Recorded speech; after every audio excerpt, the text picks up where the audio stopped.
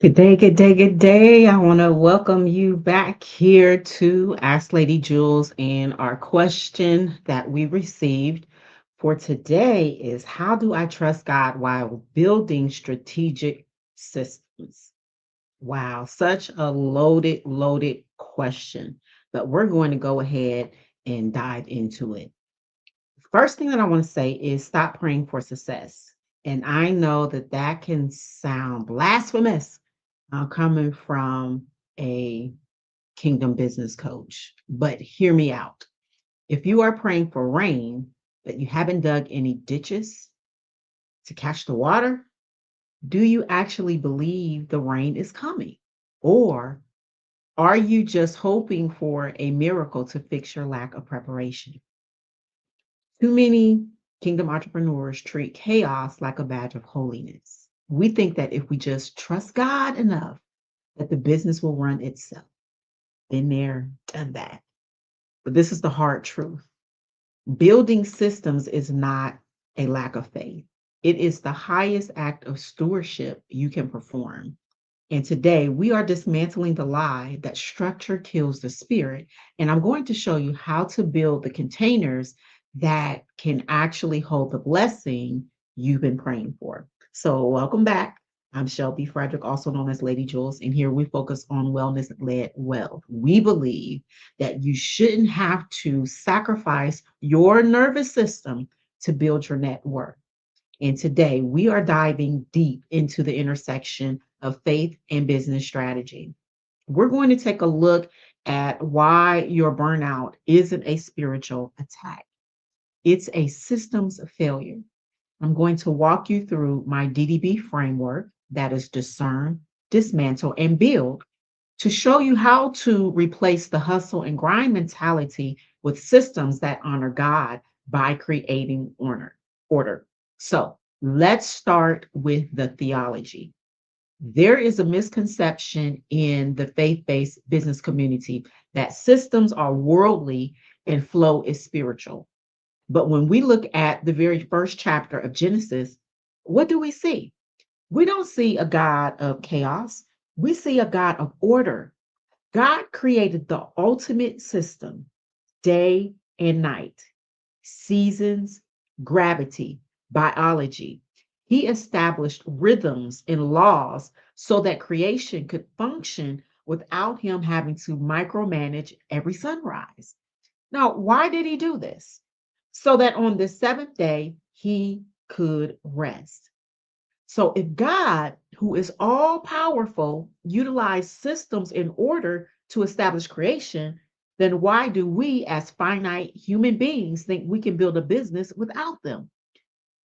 When you refuse to build systems, standard operating procedures, automation, clear workflows, you aren't operating in faith. You are operating in presumption. You are presuming that your limited energy is enough to sustain what only a structure can support. In the New Testament, look at the feeding of the 5,000. Before Jesus multiplied the bread and the fish, what did he do? He commanded the disciples to have the people sit down in groups of 50. He created structure. He organized the crowd. He built a distribution system before the miracle of multiplication even occurred. If he hadn't done that, the miracle would have resulted in a riot, not a blessing. So order precedes increase. So, first, we must discern. You need to look at your business with spiritual eyes and practical metrics. Where is the friction? Where are you constantly repeating yourself? Where is your nervous system constantly triggered? A lot of you are praying for peace in your business, but you haven't discerned that the anxiety you feel is actually just a lack of organization. You don't need a prayer circle. You need a project management tool. Discern the difference between a spiritual battle and a logistical bottleneck. Next, we dismantle. We have to dismantle the idol of the busy founder. You see, culturally, we are taught that if we aren't touching every part of the business, We aren't working hard enough. And that is a poverty mindset. It is a belief that says, I am the source. We need to dismantle the belief that your hands are the only ones that can do the work. Ask me how I know. This is about regulating your nervous system. When you are stuck in fight or flight mode, handling every customer service email, you cannot hear from God about your company's vision. And finally, what do? We build. And this is the act of active faith. We build the SOPs. Those are the standard operating procedures. We set up the email automations. We hire a virtual assistant. Thank God. We build a system that you are essentially saying, God, I trust that you are sending the clients. So I'm preparing the room for them. You are automating the routine so you can humanize the exception. And that is how we serve people better. I want you to think about the story in Second Kings chapter 4, the widow in the oil.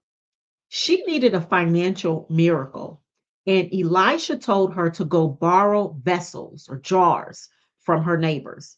And he told her, don't get just a few.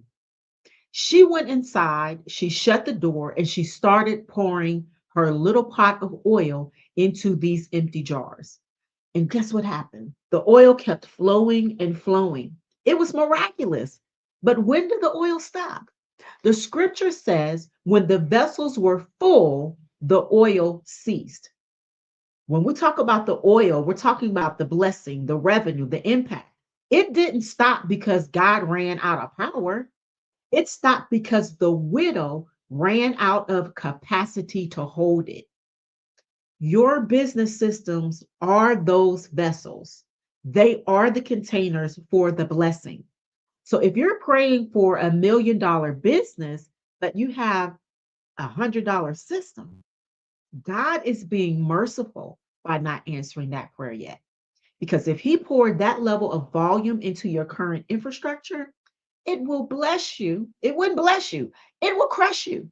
It would destroy your marriage, your health, your witness. Listen, building systems is how you tell God, I have gathered the vessels. I am ready for the poor. It's how we practice wellness led wealth. We build capacity so that when the increase comes, we don't break, we expand. So, what does this look like for you this week? It means looking at your calendar and carving out time, not just to do the work, but to design how the work is done. It means documenting your processes.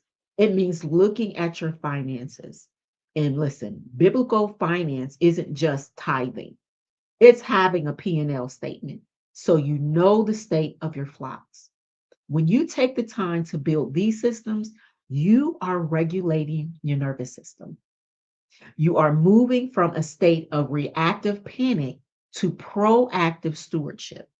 You are creating a business that can run even when you need to rest, which honors the Sabbath. So, in my conclusion on today, stop praying for success if you aren't willing to prepare for it. Faith is the substance of things hoped for, but systems are the evidence that you're actually expecting it to arrive.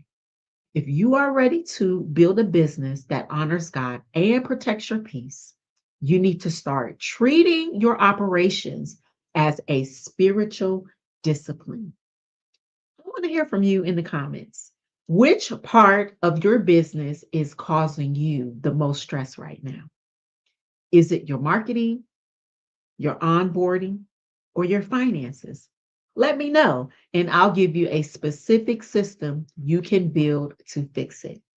Don't forget to subscribe for more on wellness led wealth and doing business God's way. I'm Shelby Frederick, also known as Lady Jules, and we will be back here answering another question on tomorrow.